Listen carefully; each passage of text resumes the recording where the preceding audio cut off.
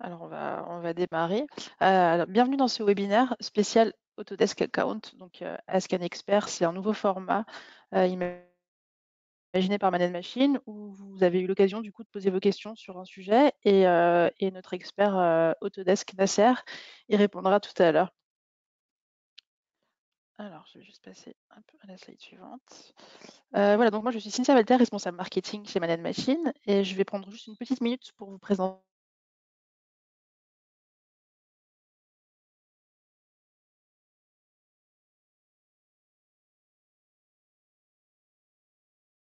Man Machine. Je passerai la main à mon collègue à direction et qui est du coup expert Autodesk. Donc le groupe Man Machine, on est expert de solutions CAO et Autodesk depuis presque 40 ans. Man Machine, c'est un groupe qui est basé en Allemagne, qui a aujourd'hui plus de 1000 collaborateurs. On est revendeur, intégrateur, mais aussi éditeur de solutions logicielles pour les secteurs de la construction, de l'industrie et de l'infrastructure. Donc en France, on est 20 collaborateurs et on est aujourd'hui le premier revendeur Autodesk en Europe. Donc comme je disais, on est revendeur intégrateur de solutions logicielles, mais aussi matérielles. On propose des formations et des certifications donc autour des logiciels Autodesk, mais aussi des formations et des certifications BIM. Et on propose aussi un accompagnement, plusieurs offres d'accompagnement BIM, que ce soit en management de projet, en détachement de compétences ou en gestion de plateformes collaboratives. Vous pouvez suivre notre actualité sur les réseaux sociaux, donc sur LinkedIn, YouTube, Facebook et Twitter, où vous pouvez retrouver les replays de tous nos webinaires. D'ailleurs, celui-ci sera disponible à partir de demain ou peut-être début de semaine prochaine. On a aussi un blog sur notre site internet sur lequel on publie des articles 1 à 2 fois par mois. Et on a un podcast qui s'appelle EBIM. Donc une fois par mois, on sort un nouvel épisode d'une interview sur une thématique d'actualité. Ce podcast EBIM est disponible sur toutes les plateformes d'écoute de podcast, donc n'hésitez pas à aller l'écouter. Voilà, donc mon collègue Nasser a regroupé les questions que vous aviez sur la console Autodesk et je vais lui passer la main. Je ne sais pas si vous avez entendu ou non, je me suis présenté, je suis Nasser Kadilzadeh, ingénieur d'application chez Man Machine. Et je vous remercie de votre participation à cette deuxième Ask an Expert sur la console Autodesk. On a regroupé vos questions donc sur différentes diapos et puis on va essayer de vous répondre. Donc j'étais sur la première question qui était sur la visibilité sur la plateforme et des licences et délégation des licences. Alors, il faut savoir que par défaut, lors de l'ouverture de votre abonnement, une équipe est créée en nom de l'acheteur contenant l'ensemble de vos licences et automatiquement, l'acheteur, ça sera administrateur de l'équipe par défaut. Ensuite, les licences peuvent être gérées par l'administrateur.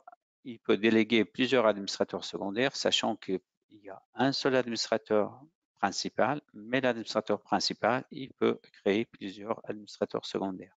Alors, je vais nous amener ici. Donc, vous voyez ici, si on regarde par rapport à l'utilisateur, donc, voilà, donc, je suis dans un contrat. À ce contrat, il y a plusieurs utilisateurs attachés.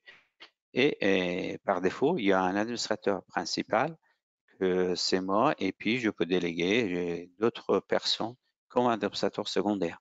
Donc, si je prends mon collègue Daniel, par exemple, ici, là, je peux le mettre. Hop, voilà, donc là, je peux modifier le rôle de Daniel et le mettre déclaré en tant qu'administrateur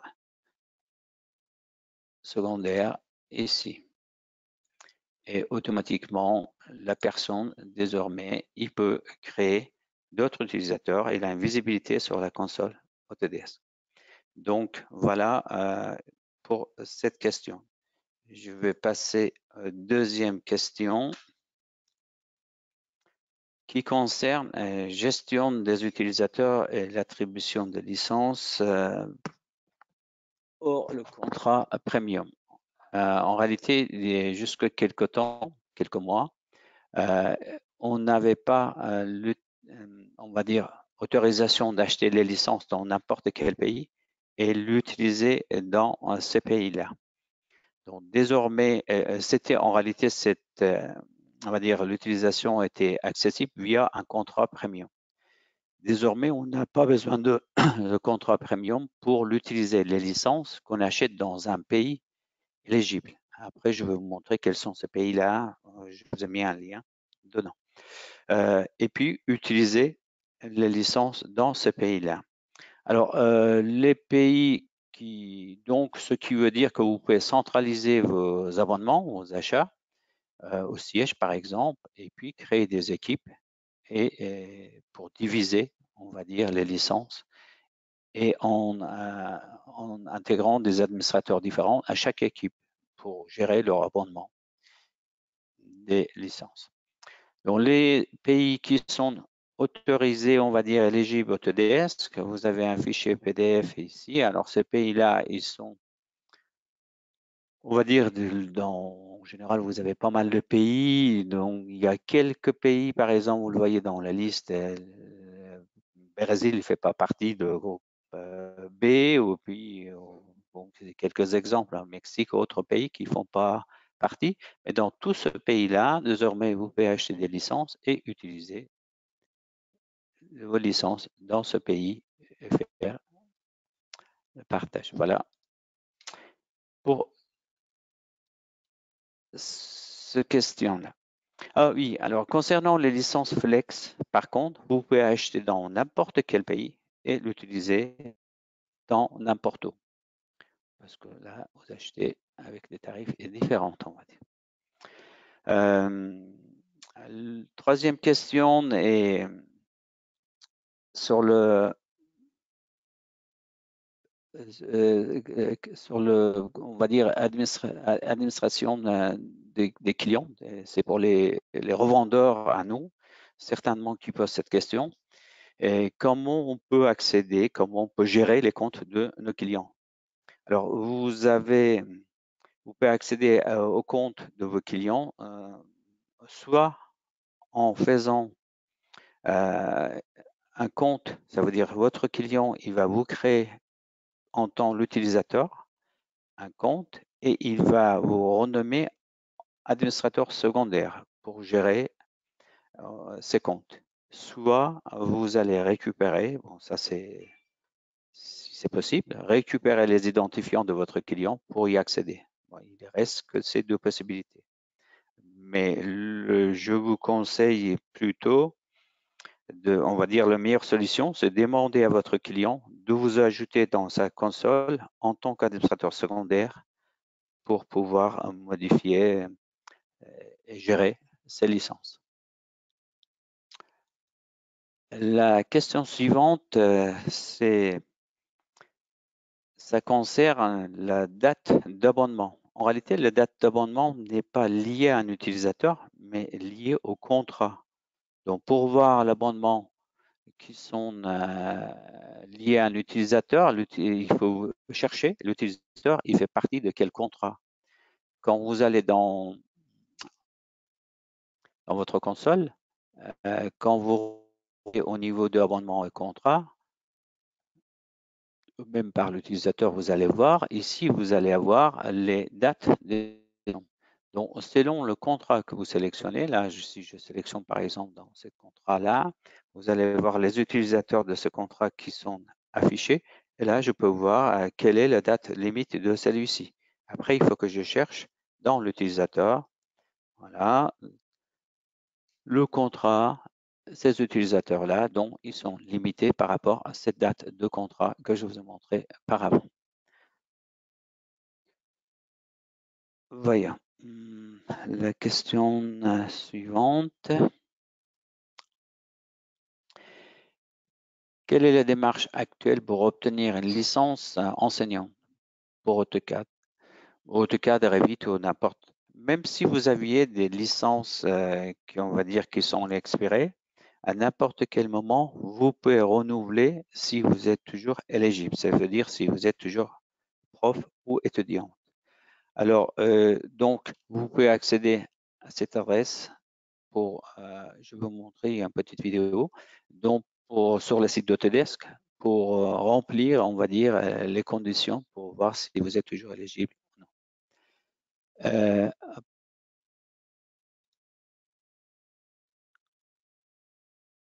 Alors, donc, en accédant à ce site, on va de toute façon partager ça. Je crois que c'est celui-ci, oui. D'ailleurs, c'est une vidéo que vous pouvez regarder qui est en français. Par contre, je ne sais pas au niveau de son. Je crois qu'on a exactement les mêmes problèmes de son. Donc, on va, de toute façon, ça sera enregistré et puis on va dire comment il faut plutôt accéder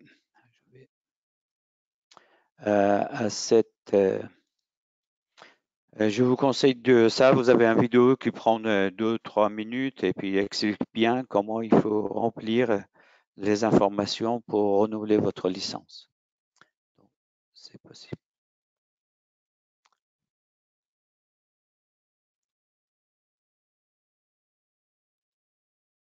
Apparemment, il y a un souci encore au niveau de. Donc, concernant la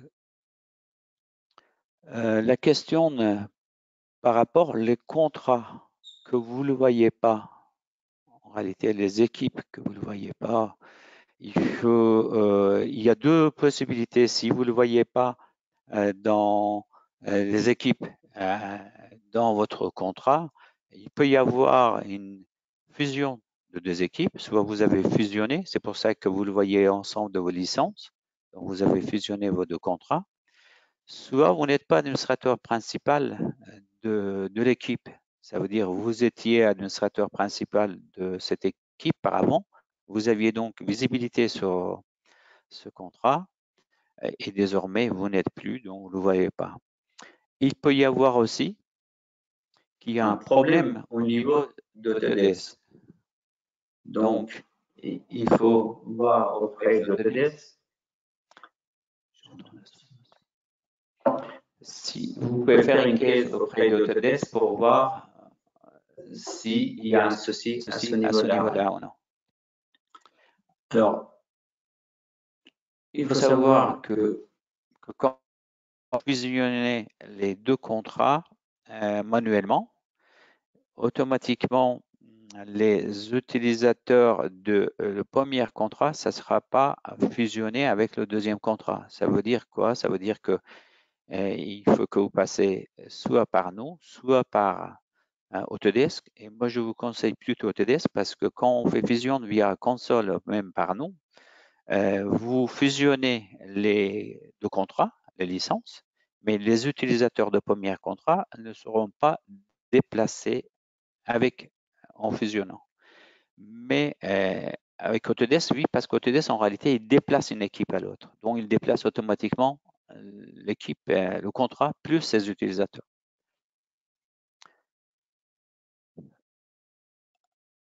Ensuite, pour suppression de comptes. Alors, si vous avez des comptes que vous avez déjà créés, quelle que soit la date, vous pouvez le supprimer en se connectant à cette adresse email. Alors, il faut savoir que quand vous allez supprimer vos comptes, vous désabonnez de site d'Autodesk, donc vous perdez, on va dire, toutes les données qui vont avec. Donc, si vous avez des comptes sur lesquels vous avez travaillé avec, par exemple, sur Autodesk 360, sur Cloud, Docs, ainsi de suite, donc les données seront perdues automatiquement. Mais à n'importe quel moment, on peut supprimer un compte. Il arrive souvent quand vous déplacez, quand vous changez de société, parfois vous avez besoin de supprimer vos comptes. Donc, il est possible à cette adresse que je vous ai mis à l'écran.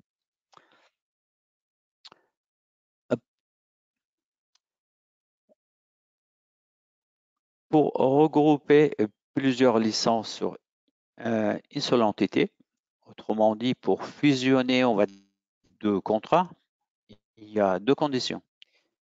Il faut que, d'une part, les contrats ont les mêmes dates d'échéance. Ça veut dire il commence, vous voyez par exemple dans l'exemple que je vous ai mis, c'est impossible de fusionner ces deux contrats-là. Pourquoi? Parce que les dates ne sont pas identiques. Et il faut que le contrat appartient au même CSN, on va dire entité et l'adresse juridique. Donc ça, c'est deux. Donc vous pouvez venir vers nous éventuellement, on peut regarder si vous souhaitez fusionner ça. Mais vous, dans votre console, si vous êtes dans cette condition, vous ne pouvez pas fusionner ces deux contrats-là. Alors, d'ailleurs, pour fusionner deux contrats, je vais vous montrer au niveau de console comment ça se passe. Hop.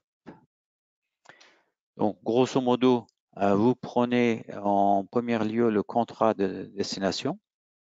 Donc, si c'est votre contrat, par exemple, ce contrat-là, je veux fusionner d'autres contrats avec celui-ci, je sélectionne celle-là par l'utilisateur, et ça marche aussi par groupe. Ensuite, en cliquant sur cet icône-là, l'engrenage, dans paramètres d'équipe, vous allez afficher les différentes actions et parmi les actions, vous avez création d'une équipe. Donc, vous pouvez créer une équipe pour faire des divisions aussi. Et dans ça, vous allez faire transférer l'abonnement vers ce contrat. Donc, en cliquant sur celui-ci, vous allez voir, moi je ne vais pas le faire, d'ailleurs, on ne pourra pas le faire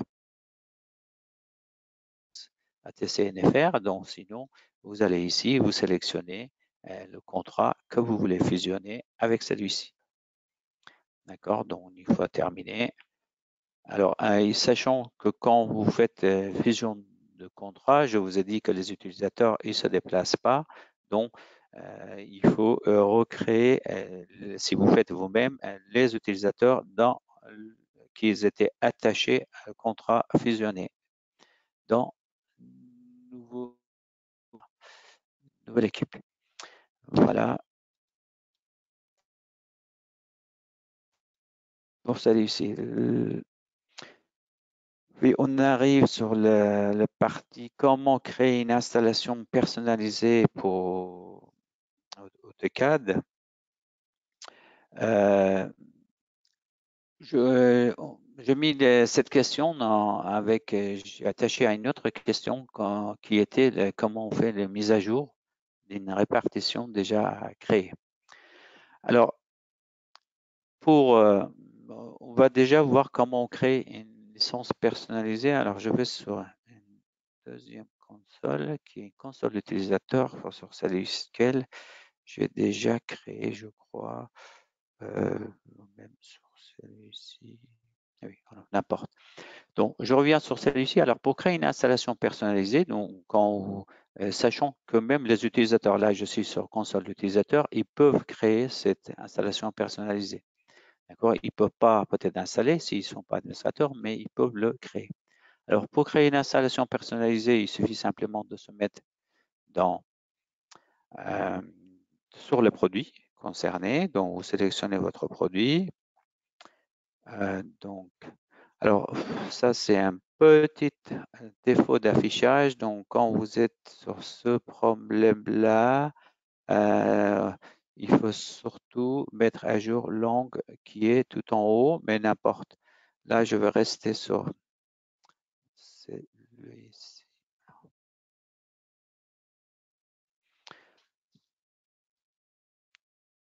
En général, vous avez, il y a un petit accident classique. Non, c'est pas ça, c'est ça. Donc là, vous basculez en anglais en général. Hop. Terminé. Et logiquement, on va avoir, non, c'est pas apparemment, voilà, je vais la remettre à jour. Mais souvent, c'est à cause de ça qu'on a ce problème-là. Donc, je reviens ici. Donc, anglais-français, c'est toujours pas. Donc, je reviens encore ici.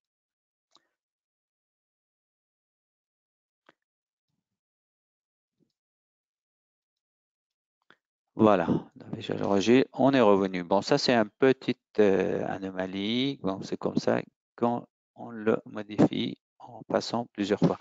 Donc, pour une installation personnalisée, on revient sur cette partie une fois que vous avez sélectionné. Alors, il faut savoir déjà au niveau d'installation, vous avez grosso modo 3 possibilités. Soit télécharger. En faisant télécharger, vous allez créer un fichier, un lien Autodesk qui vous permet d'aller sur n'importe quel poste et installer à partir de ce lien-là. Qu'est-ce qu'il fait Autodesk? Il va recharger les éléments en local, il va vous créer un dossier local et puis il va mettre l'ensemble des données dedans. Par contre, dans ce cas, vous ne pouvez pas modifier ou personnaliser les éléments. Si vous voulez faire une installation personnalisée, il faut passer par ici. Et là, vous allez sélectionner l'eau ou les produits. D'accord? Donc, vous pouvez prendre les produits, par exemple, si je fais une installation, on peut prendre un produit AutoCAD, on peut prendre d'autres produits AutoCAD architecture. Sachez que vous pouvez mettre plusieurs. Attention, le package que vous allez créer, il va contenir l'ensemble des éléments. Ensuite, dans la partie personnalisée ici, vous allez ajouter tout ce qui est, on va dire, plus ou moins, vous avez besoin d'intégrer dans votre install. D'accord? Alors, AutoCAD, par exemple, souvent, l'Express Source, il n'est pas coché par défaut. Donc, on peut, par exemple, activer, cocher ces éléments-là. Donc, vous passez tout sur cette partie des éléments que vous voulez intégrer dans votre installation. La même chose pour les différents modules linguistiques que vous pouvez y ajouter. Éventuellement, si vous avez des plugins à ajouter, donc vous pouvez aussi venir ici et sélectionner le plugin. Donc, une fois que vous avez terminé, on va dire, les différentes personnalisations de votre installation, vous allez créer dans cette package-là. Donc, vous donnez un nom. Donc là, je suis en train de faire un package, par exemple, pour AutoCAD et AutoCAD Architecture. Donc, je peux mettre AutoCAD Architecture. Donc, voilà cette package-là qui va être créé automatiquement. Là aussi, vous allez créer un fichier avec un lien et que ce lien-là, ça vous permet de installer en mode silencieux, on va dire plus ou moins, la configuration que vous avez créée. C'est-à-dire que quand vous copiez le fichier lié que vous téléchargez, d'accord, une fois que vous avez terminé ici, quand vous acceptez le contrat, donc là, il vous demande d'enregistrer, vous enregistrez et vous téléchargez le lien. Donc, le lien, ça sera c'est un petit fichier, ça peut faire environ 14 mégas que vous pouvez déplacer sur les postes utilisateurs pour l'installation. Donc, installer automatiquement avec tout ce que vous avez mis dans votre installation. Alors, il y a une troisième possibilité, c'est de créer ce qu'on appelle une image, d'accord, de un produit. L'avantage de cette image, c'est que on descend cette image-là sur un serveur, mais il faut que ce soit dans un serveur ou un poste quelconque, dans un dossier partagé. En réalité, il faut que les utilisateurs ils accèdent à ce poste-là et à ce dossier-là pour venir, on va dire, faire une installation en mode silencieux. Et dans ce cas, pareil, vous avez d'abord un lien que ça sera créé. Une fois que vous lancez le lien, il demande de sélectionner le dossier dont le chemin dossier partagé que vous allez mettre à cet endroit-là. Donc, il faut créer sous DOS déjà un dossier sur votre serveur, faire dans sécurité, faire le partage de ce dossier, vous donner un nom, et le reste, c'est presque identique avec l'installation qu'on a fait tout à l'heure, personnalisation. Donc, une fois terminé, vous allez télécharger, enregistrer et télécharger ce fichier-là. Là aussi, je crois que j'avais déjà fait dans installation, je crois, moi j'avais déjà fait pour AutoCAD 2023, pour celui-ci. Donc, si je demande de modifier celle-là, voilà. Alors là, on est en train de voir une deuxième question qui était comment on modifie l'image. Alors, pour modifier l'image, par exemple, pour ajouter des mises à jour, parce que souvent, c'est ça quand on crée une image qui est en local et qu'on ne veut pas à chaque fois d'aller refaire le fichier lié. Donc, pour le mettre à jour cet fichier, cette image, on est obligé de revenir ici et refaire, c'est comme si on faisait au départ encore une image.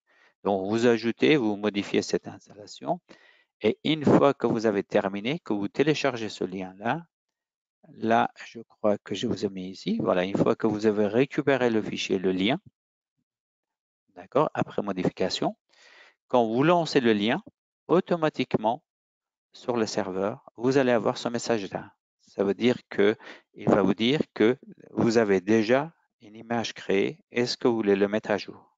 Et c'est à ce niveau-là que vous avez deux possibilités. Soit mettre à jour, on va dire, l'image qui a été créée, soit enregistrer dans un nouvel emplacement, donc créer une deuxième image, on va dire.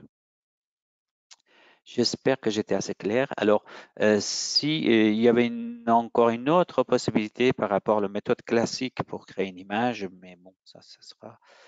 Si vous avez besoin des informations supplémentaires, n'hésitez pas à venir vers moi. Voilà. Mais aujourd'hui, c'est ça. Donc, on crée un lien. À chaque modification, on remet à jour ce lien. Et si il s'agit d'une image qu'on a créée, automatiquement, vous allez avoir ce message qui vous donne la possibilité de mettre à jour votre image créée auparavant. Voilà. Mais sachant que c'est à partir de, on va dire, cette mise à jour, cette modification, ça ne sera pas reporté, bien sûr, sur les postes clients qui ont été déjà utilisés cette image-là. Ensuite, sur la possibilité d'import un fichier d'utilisateur. En réalité, quand vous créez des groupes dans votre console, donc, il est possible d'aller chercher. Donc, vous pouvez créer un groupe. Alors, un groupe, ça vous permet en réalité de mettre dans un package un ensemble des utilisateurs qui utilisent certains produits. D'accord? Donc, pour en créer un groupe, donc ici, vous le voyez, par exemple, moi, j'ai créé des groupes pour MAM dans lequel il y a nos formateurs qui sont liés à ce groupe-là. Donc, on peut créer des groupes pour les utilisateurs. On peut créer des, voilà, donc pour créer un groupe, c'est tout simplement créer un groupe. À partir de là, vous donnez un nom. Ben là, je vais faire un groupe pour post-formation qu'on a, par exemple, de formation. Je crois que j'avais fait sur l'exemple de 6 à 10. Donc, si je veux faire un groupe comme ça, créer un groupe, voilà. Le groupe est créé. À partir de là, vous allez dans ce groupe, par défaut, il n'y a pas d'utilisateur, donc vous allez ajouter les utilisateurs. Et là, vous pouvez aller chercher les utilisateurs ou vous pouvez importer. Alors, importer, ça sera un fichier CSV. Donc, vous allez chercher ce fichier-là. Alors, dans le fichier, je crois que j'avais fait un fichier local ici. Vous voyez, c'est ce fichier-là. Je vais ajouter plusieurs utilisateurs. Donc, automatiquement, vous voyez, quand vous importez, vous allez ajouter ces utilisateurs qui contiennent dedans. Donc, il est en train d'ajouter mes utilisateurs et ensuite, automatiquement, s'il y a des produits qui ont été déjà affectés à ces utilisateurs, vous allez le voir, ce produit-là, directement. Sinon, vous pouvez ajouter n'importe quel produit. Alors, attention, par contre, quand vous attribuez des produits, vous attribuez à l'ensemble de ce groupe-là. L'avantage de groupe, c'est ça d'ailleurs. Si j'ai un groupe SIG qui utilise AutoCAD Map, donc je crée un groupe qui s'appelle SIG et je vais mettre l'ensemble des utilisateurs de Map dedans. Donc, en associant dans le produit AutoCAD Including AutoCAD Map, l'ensemble des utilisateurs, ils vont prendre celui-ci. Donc, là, en plus de problèmes de son, actuellement, on a des problèmes d'Internet aussi. Voilà. Donc, vous le voyez directement, les éléments. Et pour affectation, vous allez cliquer ici. Voilà, vous voyez, donc vous avez accès à l'ensemble de produits qui est ici. Et vous pouvez sélectionner les éléments que vous souhaitez affecter. Par exemple, je vais prendre n'importe, on va dire, AutoCAD Map, voilà. ou je prends l'ensemble de ça. Sinon, oui, je vais prendre ensemble AutoCAD Claudine, attribuer tout. Donc, il faut savoir que de toute façon, si vous prenez AutoCAD Map et n'importe quel, c'est un seul, on va dire AutoCAD Claudine, c'est une seule licence pour tout.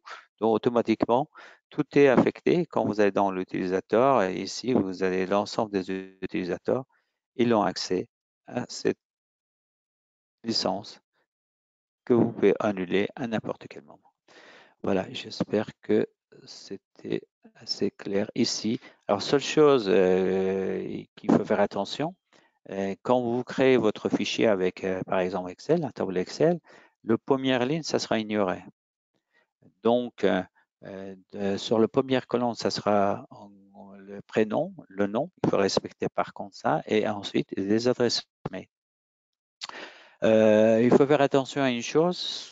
Parfois, quand vous exportez d'Excel un fichier CSV, il le met en point-virgule. Donc, vérifiez avant, renommer format texte, regardez et éventuellement remplacer les points-virgules par virgule. Parce qu'il faut pour Autodesk, pour importer, il faut que ce soit séparé les éléments par une virgule. Voilà. J'espère que ce sera assez clair pour vous. Est-il possible d'affecter une licence Docs à un groupe? Alors, il faut faire attention parce que souvent on mélange notion de groupe et une équipe. Déjà, rien que pour les licences Docs, pour l'attribuer, il faut passer sur Autodesk Construction Cloud. Donc, en se connectant, c'est là-bas que vous allez gérer. En réalité, dans Autodesk Construction Cloud, vous avez dans partie administration de groupe, vous allez créer vos projets et à chaque projet, vous allez associer les membres, on va dire, les personnes. Alors, ça peut être des membres de votre société ou des intervenants à l'extérieur. Et ensuite, vous allez leur donner les droits. D'accord? Donc, les groupes tout ce qui est les licences docs sont gérés par Autodesk Construction Cloud. Après, il faut voir aussi la licence docs, ils sont fournis, on va dire, en indépendant. Ils sont fournis également dans le produit collection AEC et ils sont fournis aussi dans les produits de BIM Collaborate et BIM Collaborate Pro. Donc, il faut voir voilà, dans quelles conditions vous avez vos licences. Mais de toute façon, quelle que soit la condition, il faut le faire à l'attribution de licences à d'autres personnes via la console Autodesk Construction Cloud. De possibilités sur lui. Alors, les nouvelles fonctionnalités de console, en réalité, il y a la principale nouveauté sur la console Autodesk, c'est ce qu'on pouvait faire avant avec certaines conditions. C'est-à-dire que les gens qui avaient des licences premium, ils avaient la possibilité de gérer, de voir la gestion de licences par l'utilisateur. Et désormais, cette fonction est accessible à tout le monde. D'accord. Et puis, d'autres nouveautés, c'est surtout au niveau d'interface, c'est stabilisé, qui n'était pas stable. Donc, aujourd'hui, on va dire plus ou moins, l'interface console est plus stable. Donc, voilà, si vous allez dans ces nouveautés, c'est plus au niveau des rapports des utilisateurs que on ne pouvait pas faire avant, où il fallait avoir un compte premium. Par exemple, dans gestion d'utilisateurs, utilisation des licences, vous n'aviez pas accès, les gens qui n'avaient pas le compte premium, ils n'avaient pas accès par l'utilisateur. Donc, on pouvait avoir les informations en résumé ou par le produit, mais pas par l'utilisateur. Je vais mettre un petit peu, réduire les équipes. Voilà. Donc, les gens, ils n'avaient pas accès à cette option-là. Donc, désormais, vous avez accès à cette option. Donc, vous pouvez sélectionner chaque utilisateur et voir éventuellement quels sont les utilisateurs actifs et les utilisateurs inactifs, quels sont les gens qui n'ont pas utilisé les licences pendant une période, et je crois avant c'était 3 mois, là aujourd'hui vous pouvez aller jusqu'aux 30 jours. Voilà, donc la principale nouveauté, c'est ça. Et puis, on va dire tout ce qui est dans gestion de groupe. Par exemple, avant, on n'avait pas la possibilité de créer des groupes pour séparer, on va dire, les utilisateurs par corps de métier. Donc là, aujourd'hui, vous pouvez y accéder à ça.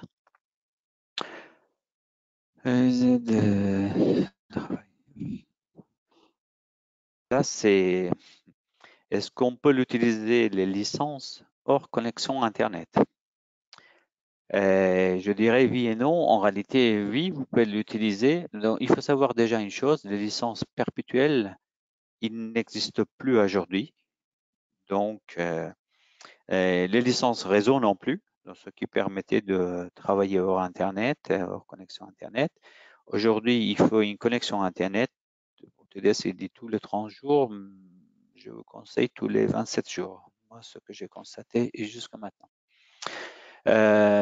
Donc, pour utilisation de licences, on va dire offline, il faut que vous fassiez une demande auprès d'Autodesk en justifiant l'utilisation des produits. Pourquoi vous souhaitez et quelle est, on va dire, la raison de sécurité dont on avait comme client le ministère de l'Intérieur qui l'ont obtenu parce qu'Autodesk, il étudie votre demande et après, il peut répondre oui ou non. Donc, si pour des raisons de sécurité, vous souhaitez faire ça, il faut que vous approchiez à votre commercial chez nous et il vous donne l'information nécessaire, les demandes à remplir et puis la justification qu'il faut que vous fassiez pour faire une demande auprès d'Autodesk. C'est Autodesk qui va vous autoriser ou non pour obtenir ce type de licence. Voilà, on vous a mis quelques adresses utiles. Donc, concernant le support, vous pouvez adresser un ensemble de supports techniques de Managed Machine en faisant support@managedmachine.fr ou marketing pour toute autre question au niveau de webinaire, ainsi de suite. Et puis, je vous ai mis quelques liens concernant les plans d'abonnement d'Autodesk et puis l'utilisation des licences Flex qu'on a pas mal de demandes. Voilà, désolé pour les problèmes survenus au départ au niveau de son. Bon, on avait quelques soucis ici en interne. Donc, j'espère que c'était assez clair. Et puis, n'hésitez pas de toute façon de poser vos questions, envoyer vos questions. On va vous répondre, ne vous inquiétez pas par mail. Voilà, merci Cynthia. Et puis, Cynthia, tu as d'autres choses à ajouter? Non, c'est bon, tout va bien? OK. Donc, merci encore de votre présence et puis désolé pour les problèmes de son que vous avez eu au départ. Voilà. Merci et à très bientôt. Au revoir.